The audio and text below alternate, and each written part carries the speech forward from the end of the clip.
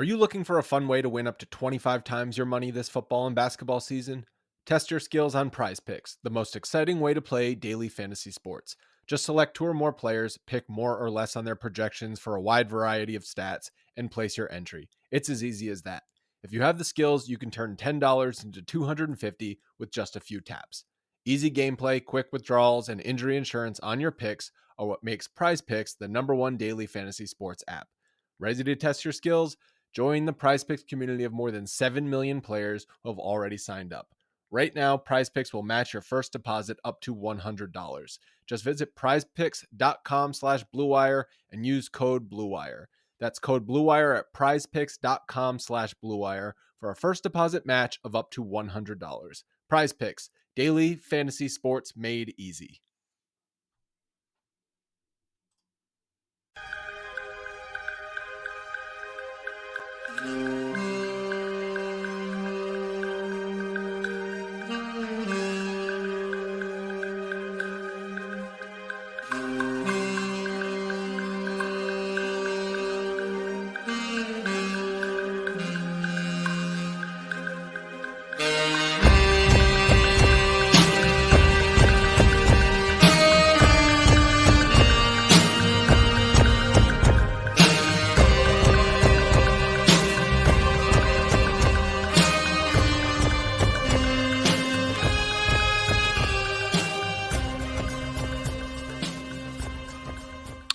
Hello, friends. Welcome to Pod Maverick After Dark. I'm Kirk Henderson, joined as always, or I would say almost semi-regularly, Josh Bowe. We're both editors over at MavsMoneyball.com. We're joining you a little after 9:50 on Thursday, December 28th. The Dallas Mavericks just fell to the Minnesota Timberwolves, 118-110. Josh, how you doing? Doing okay. Good. Glad that we got to connect and what we're talking about pre-show. Sorry that of these back-to-backs you had to miss last night, which I thought, despite, both 0-2, so obviously not fun for Mavs fans, but in terms of like us and discussing something, I feel like you got the short end of the stick in terms of which game you got of this back-to-back, because even though the Mavericks lost last night, I felt like there was infinitely more things to talk about. Yeah. But you're here. We're back. Well, and I'll address that. I am fighting the good fight in the sense of we knew when meaning me, Mavs Moneyball, Pod Maverick, everybody knew that when I had the second kid, there would be days where I would be completely non-functional. And that ended up being yesterday, even though I did watch the game. There's just times that I just can't, I can't have it on like I was for the not Lakers game, the Christmas Day game where I went like 3 hours full tilt like I was a radio host. And I'm just there are nights and days where I'm out of gas with the new kids. So Josh and everybody else that the site is helping that sort of thing, and I really am appreciative. My dogs just love ruining the intro level to this podcast. So I have one shredding something behind me right now. Why don't you kick off while I figure out what the heck it is? Okay. Mavericks lose the Timberwolves 118-110. It was, I don't know. It was an interesting game in the sense that like the Timberwolves just never felt like they were ready to play, aside from, Anthony Edwards or maybe Rudy Gobert. I mean, it definitely felt like a game where the Timberwolves were more than aware of who was on the floor for the Mavericks, and they probably thought that this was going to be a game that they could win easily with a B effort. And credit to the Mavericks, they didn't let them off the hook. Like, I know they lost by 8, but they could have lost this game by 25, and no one would have really batted an eyelash. So it was at times a pretty impressive effort. I mean, they forced the Timberwolves to basically play the entire game out. Like, they did not get to rest starters in the fourth quarter. The Mavericks took a lead. I can't remember if it was in the third or the fourth, but they took a lead at one point in the second half. Like, this was a pretty competitive game. So I kudos to the bench guys and some of the end of the rotation guys that got more minutes that helped contribute. But Tim Hardaway Jr. had a massive game, which was good to see because he's been slumping a little bit. So Go figure that he has a huge game when Luka's not playing. But it was I think all of us at the site and, us too, we kind of were like, this is going to be a tough one to sit through.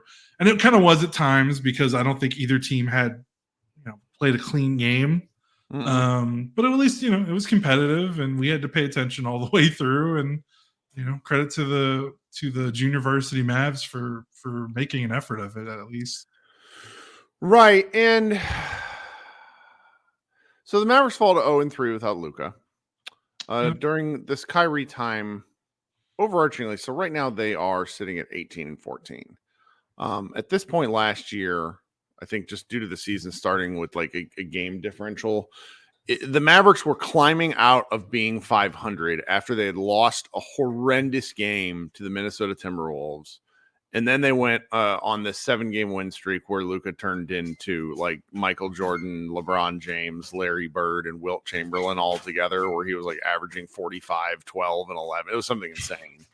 But that was against, really terrible teams. So I've been having, when I am chatting with people kind of about what's going on this year with the Mavericks, I just feel better about their win profiles. The kind of games that they've lost in maddening fashion. Yesterday's game to the Cleveland Cavaliers, that was the worst loss of the season.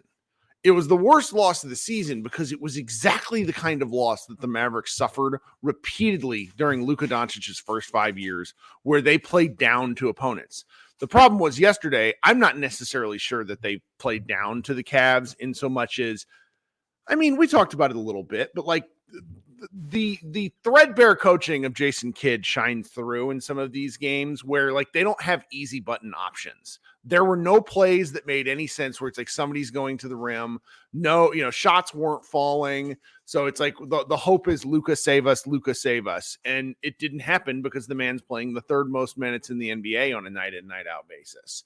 So, you flip over to this game and they fight hard and they lose, and it kind of is what it is.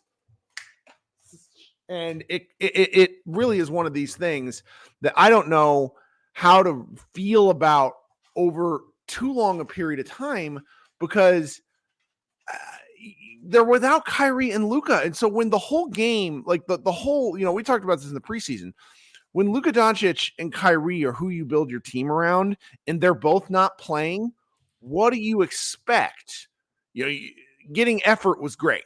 I don't there's like two things I really don't understand about this game. And I think we can circle back to what those things are a little bit later in the show. But man, it was fun to watch. It was a sloppy game. The Wolves are, if you want to hear my hot take on the Wolves are going to implode in the postseason. They are just going to implode. Anthony Edwards is outstanding.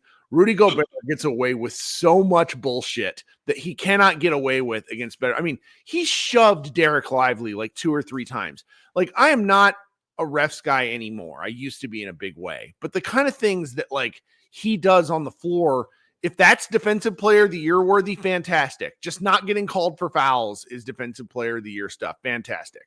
Karl Anthony Towns is a ninny.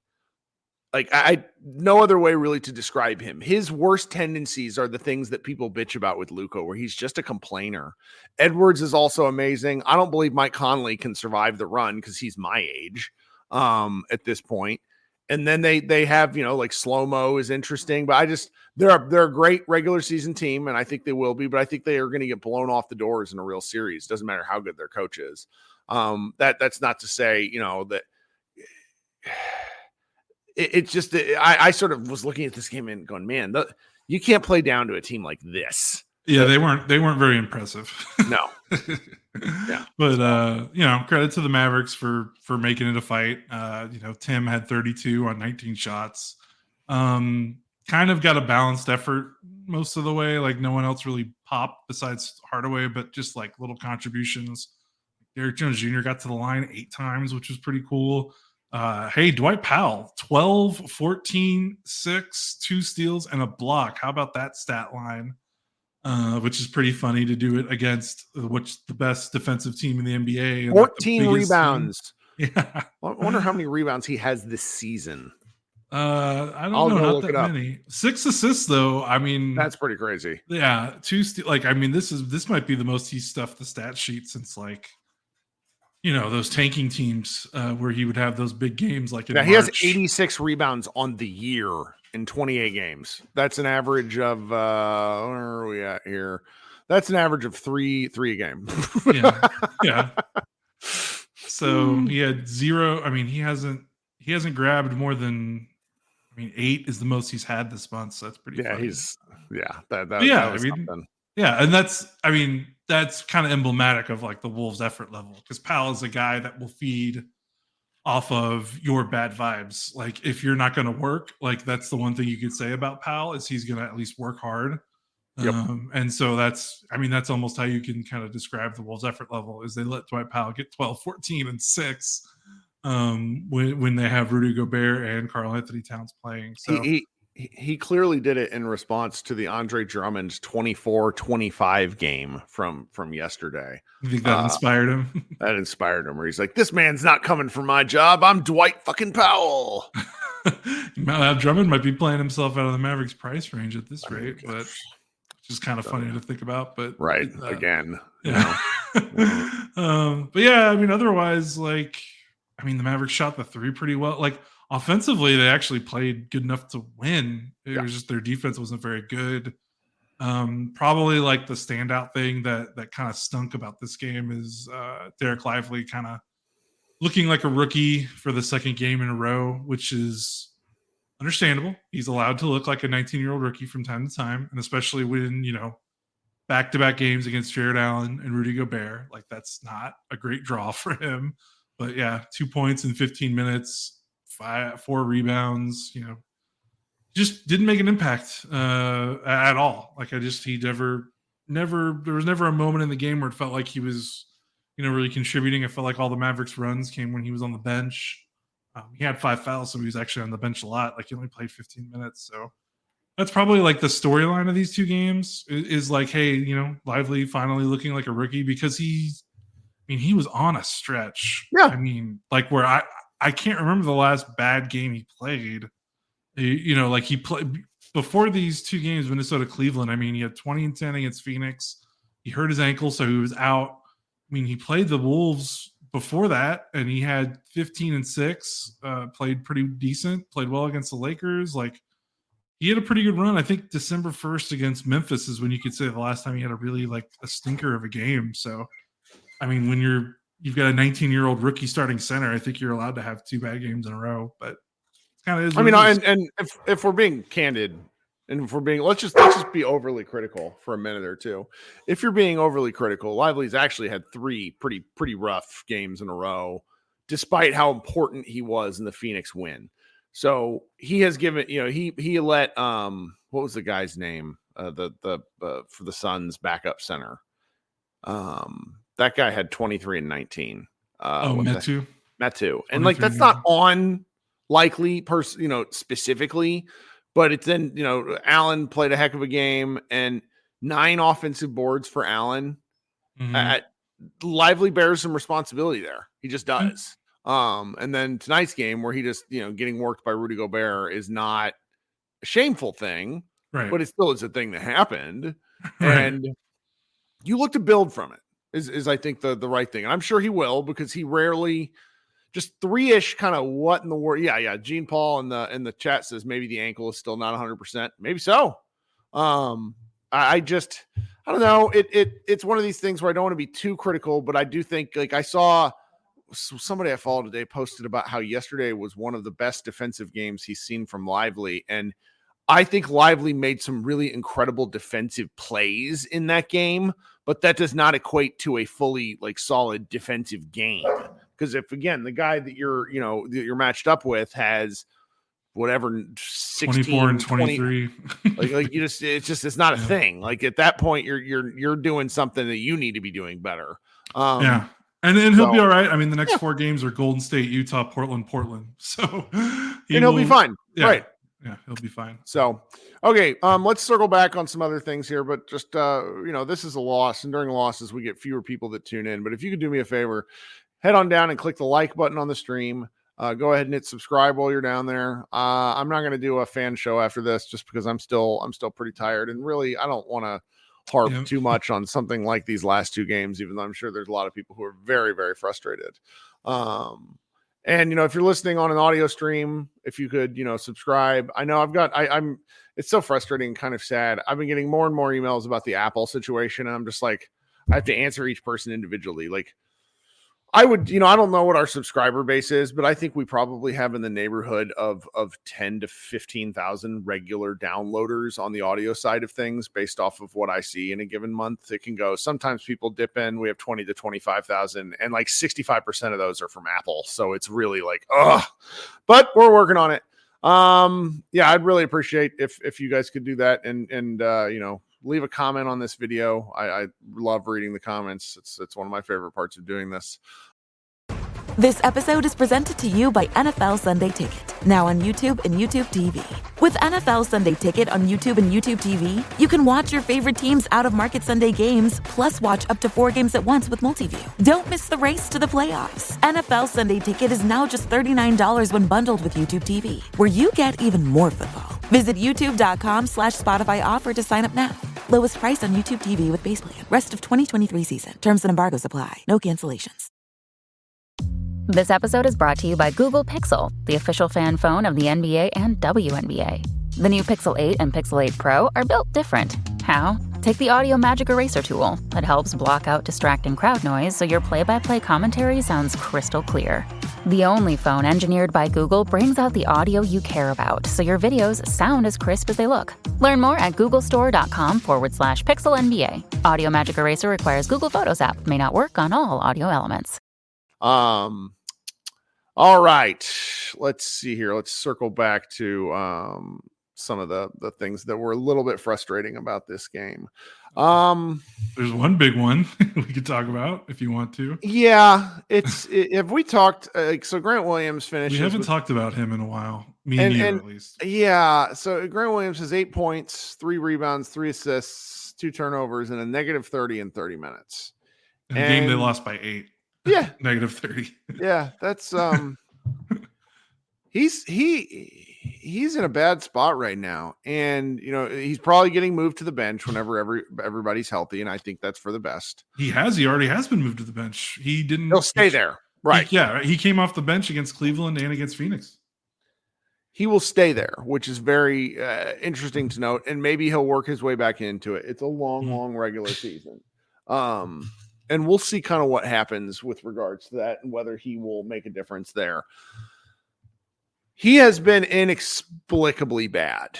There's been a lot of talk about his weight.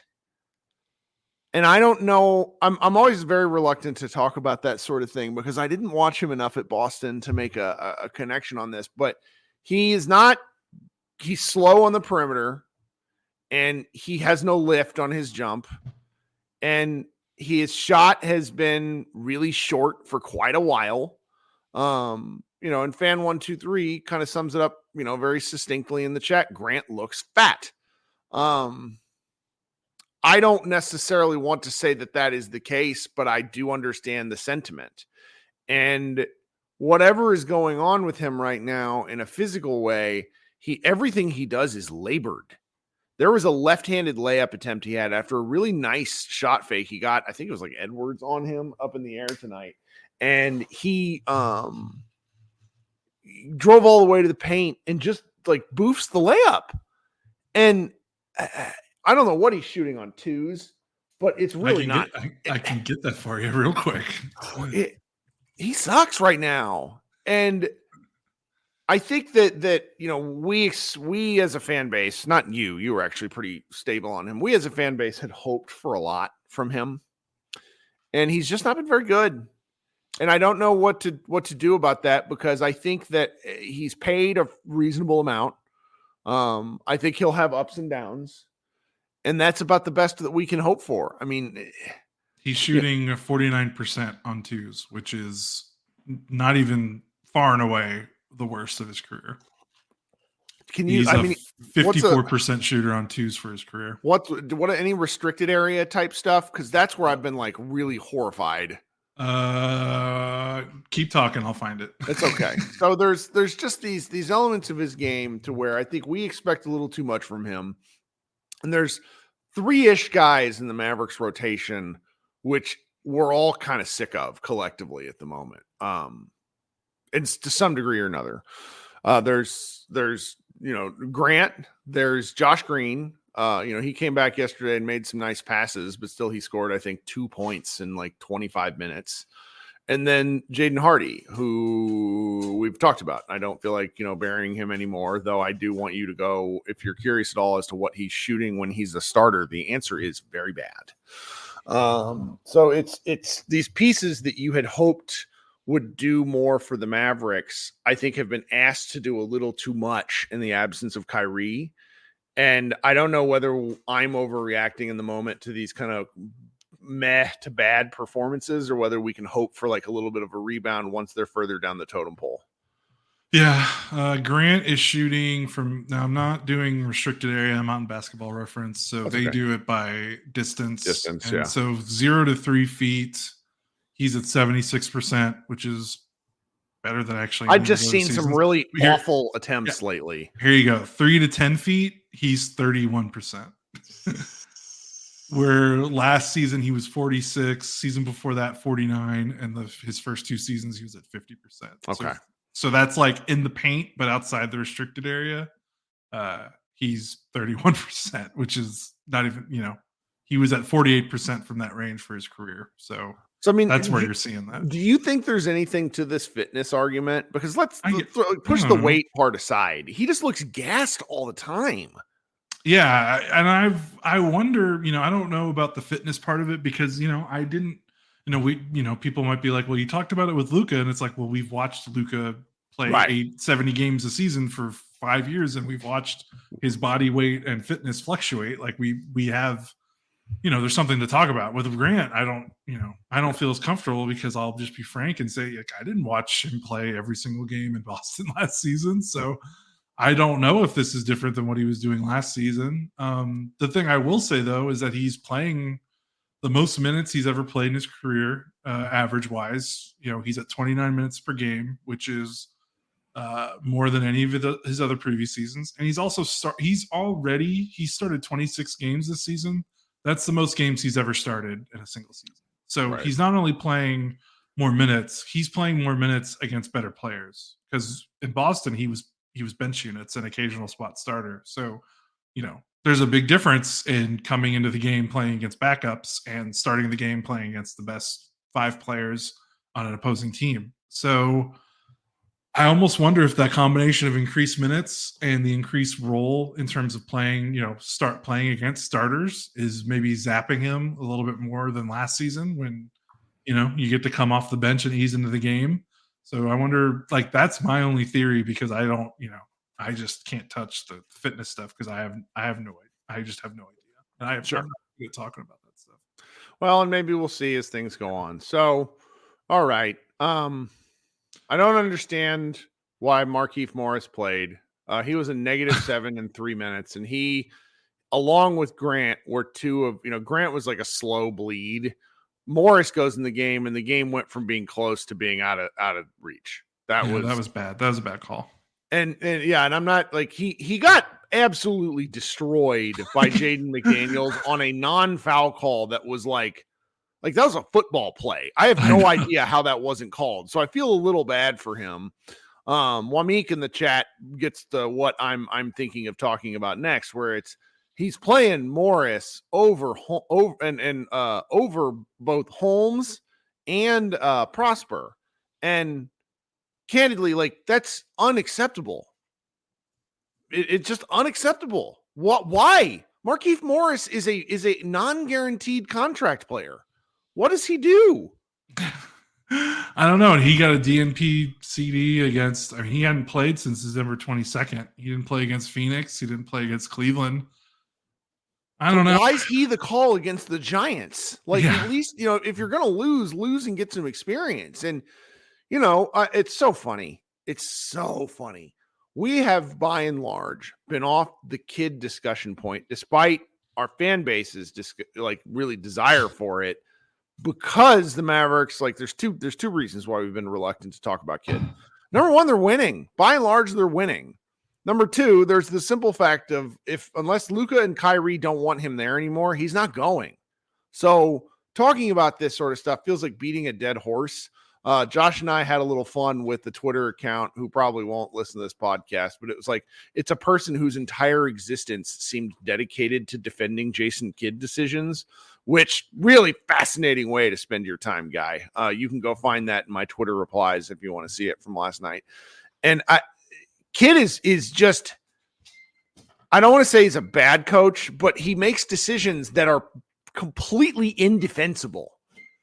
And all coaches do to some degree or another. But when you ask him about his decision-making, he seems just as mystified during some of his answers, where it's just like, it's more, he's like, oh, I'm coaching off vibes is kind of the thing. And, this Morris decision is one of it. I get Omax is probably frustrating to watch, but watching Morris get wrecked is just as frustrating for fans, because Morris is not going to be on the team and Omax is. Morris might not even be on the team before the by the end of February. Yeah. Like that's I don't even know if they're going to guarantee his contract for the rest of the season, because I think there's like a date. I don't know when that comes up, but I think there's a date where it becomes guaranteed for the whole season. So I don't know. We'll see. That part's weird. At least he only did play 3 minutes, so it's not like he took him out right away. But it was like, why even do that? Like, why not? I'm not a big Rashawn Holmes guy, but I don't understand why you wouldn't play him. You're playing the biggest team in the league. Biggest team. I get Holmes is not your cup of tea. He's apparently like multiple coaches, non-cup of tea. And he is just completely like against playing him unless it's super garbage time. And okay, you don't want to play him, play Omax. Omax is a dump truck of a person. Like he's so fucking big. It's like I don't care if he's going to be a forward long term. If you're just like at a certain point, basketball is about playing bodies that are, you need big guys. I don't know. Yeah, I know. It was a weird game. Josh Green has scored a total of 4 points in his 2 games. He does have 10 assists in those 2 games, which is hilarious. That is pretty funny. He's 2 of 7 from the floor. Only played 15 minutes tonight in a game without Luka. Wasn't that weird? Because isn't that his thing? Is popping off when there's no Kyrie and there's no Luka? I understand that with Jones and Exum, those have been your guys, so you're going to play them. But I don't know. It was kind of odd. Seth Curry played 30 minutes, probably as because he was so good in the Cleveland game.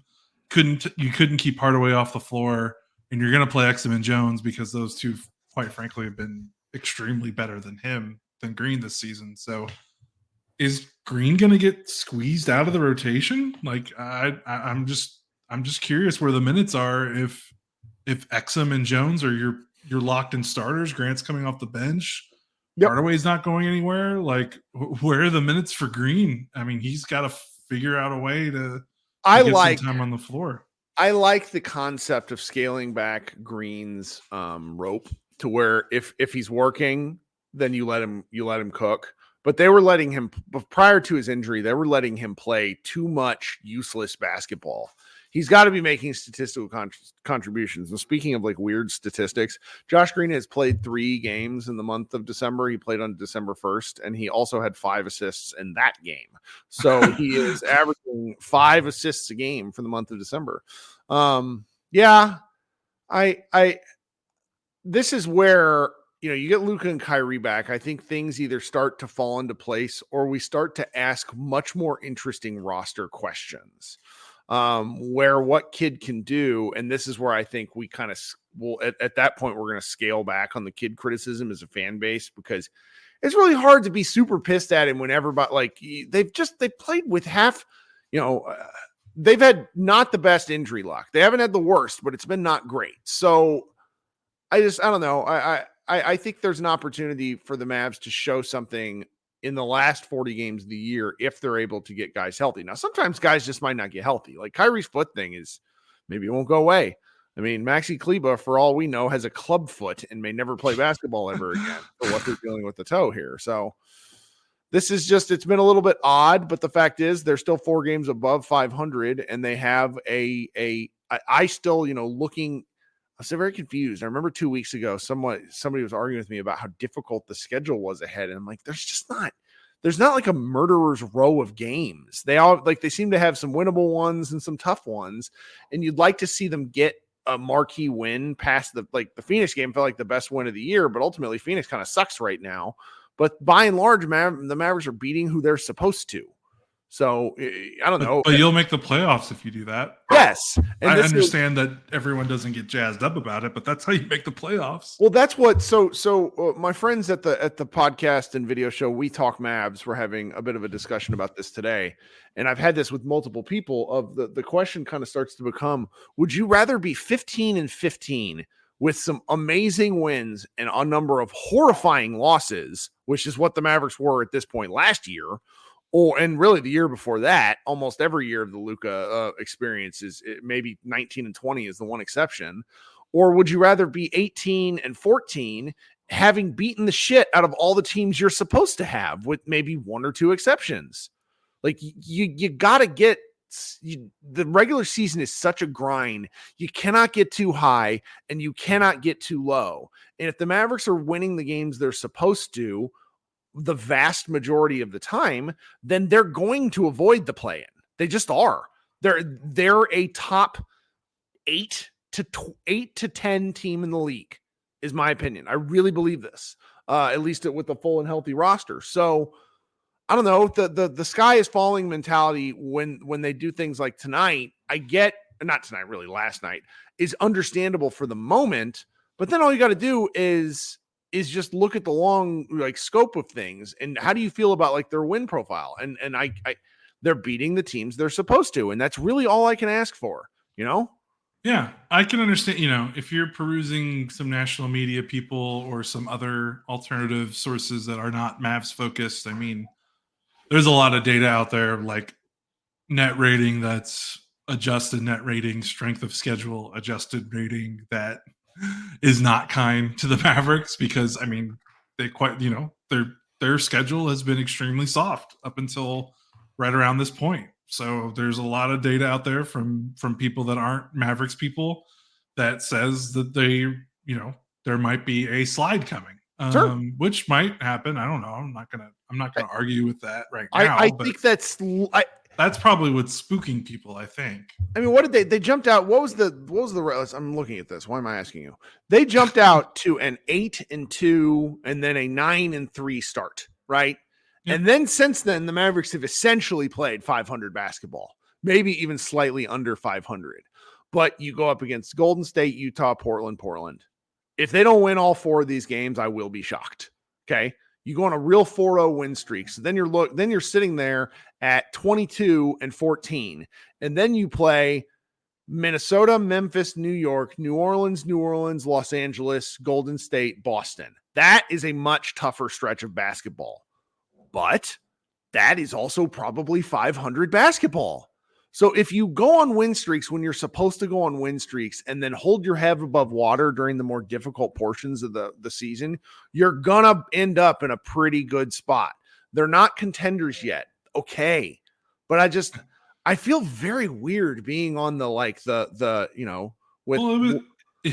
with loving respect to our friends at Locked On Mavericks. I feel very weird being in the Isaac role of everything's fine, because that's just not me. It was just funny because last season it felt like everyone was trying to tell us that the team was not as bad as we thought they were, and now it feels like we're kind of getting told that the team isn't as good as we think it is, which is just kind of bizarre. But I think that's just kind of the feedback loop of social media. Absolutely, the negativity rises to the top, at least on those platforms. So, I thought they would win 45 games and be in the top 6 of the West. They are on pace for about 44 to 45 wins, and they are 6th in the West. So, yeah. By and large, the answer is if Luka Doncic suits up to play a basketball game, the Dallas Mavericks win about 60% of the time. Yeah. That sounds about right. Again, yeah, the injuries is probably. That's probably the most. They just need to get those guys back. with Luka and Kyrie and Derek Lively all on the floor, they have a net rating of plus 6.7, which is pretty good. Like, it's pretty damn good. The defense is not that bad. The offense is really great. Like, those are numbers. I mean, it's only 427 possessions, so you can't really. I mean, that's a lot of possessions for this part of the season. But I mean, Kyrie hasn't played since the beginning of December, so we just need a little bit more time with those three. And we haven't seen a lot of Luka, Kyrie, Lively, and Exum, because Exum's ascendance has basically been since Kyrie got hurt. I'm glad you brought up. So we need to see what that looks like with those four: Kyrie, Luka, Lively, and Exum. What does that look like? Because they've only played 52 possessions together. The numbers are absurd. It's a plus 50 net rating, but it's 52 possessions. That's not even a full NBA. That's not even half. That's a half of NBA basketball. So, of half of one NBA basketball game. So it's minuscule data, to say the least, but it's something we still haven't seen yet, and we're gonna see it because Kid has already said that Exum's starting when Kyrie's back. So that's kind of like the next step. But that's what kind of stinks, is it feels like we're like in a holding pattern. Like, I want to talk about something new, but it's like, everyone's hurt. Like, you know what I mean? Like, we can't make any grand declarations after a game like this, or even after a game like the Cleveland game, because you're missing your second best player. You're missing Maxi Kleba. They've been missing Josh Green for a while. Like, it's just tough. Like, the goal, I've said it before, the goal is just to survive. Like, can they just stay above 500 until the pieces fall back into place? And then we'll see from there. Yeah. So two thoughts that you triggered in my mind. So tonight's game was a good example of why Dante Exum is actually best as an off guard. He's had a couple of games in a row where he's had some really wild turnover type stuff, despite how well he's played. And that's when he's not the primary ball handler. That allows him to be a different speed, and that it's just harder to cope with him as a different speed. My dog's just having a Royal Rumble next door. And then the last thought that I wanted to share is, hold on. The last thought that I wanted to share was friend of the show, Bobby Corrala, Mavs, actual Mavs employee, and I were texting at like 2 a.m. after the Christmas Day game.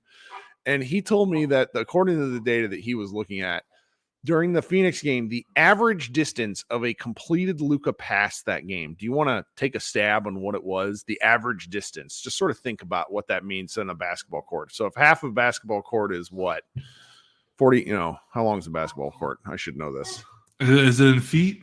Yes. Like, is the answer in feet? The answer is in feet. So it's 92 feet long-ish, more. Okay. Well, that's a FIBA basketball court. 94 feet long is an NBA basketball court. So think about this. Yeah. 10. Okay. The average completed Luka pass against the Suns was 25 feet. Good Lord. So that's how far he was getting trapped from the basket. That's how long he was throwing passes to like Derek at the nail, both Derek's at the nail, and what was sort of happening there. And he told me there's some additional context to that, so that I really shouldn't run with it too much. But if you want to just think about how much trust Luka was having with his team that day, like that was it. That's fun. That's a fun nugget. I appreciate that. Yeah. Yeah, we might want to. I meant to have him on, but I've just been so friggin' brain dead since Christmas. All right, we've talked longer than we should have about a garbage game. We'll be back. Let's see here. They play the Warriors on Saturday. That will be a really exciting game. Is that game at a reasonable time, or do we have another? It's whoa. Oh, it's at the Warriors. But it's 7:30 somehow. I don't know why. So I don't know why that game is starting at 5:30. That's because the Dallas Mavericks are the only fucking team in the NBA that insist on playing these weekend and night games at horrible times, because the Mavericks fans who fill up the bowl suck so much at getting to the game on time that Cuban gives them this time to get there early, and they still get there late. They don't, and I don't blame Mark Cuban for not wanting to have an empty bowl, but it just like goes to show you that going to a Mavs game, particularly in the lower bowl, is about being seen more than it is watching the game. And so it's like you go to these other places where they have the Warriors. So San Francisco, where the Warriors game is now no longer in Oakland. So they're playing a 5:30 local Saturday game. That would never happen in a million years. And I hate it. Now, you guys got to keep in mind, Josh and I are being whiny old fogies because we are usually awake and working following a game close for at least 2 to 3 hours. That's why we care. Right. If we could turn off the TV and then get right into bed, we would not be complaining. It's 10:30. We're going to be able to close shop. We're going to schedule whatever we have to run tomorrow. Meta Robinson turned in a post. And then we'll be able to like go to bed or go watch TV or, screw around. So anyway, you guys have probably had enough of my bullshit. Thank you so much for tuning in. Josh, do you have any additional thoughts? No. I think let's get out of here and save it for when Luka's back and we can get a better game here. All right, folks. Thanks so much for hanging out. This has been Kirk Henderson and Josh Bowe of Pod Maverick After Dark. Everyone have a great rest of your week, and we will talk to you after the Warriors game. Bye, guys.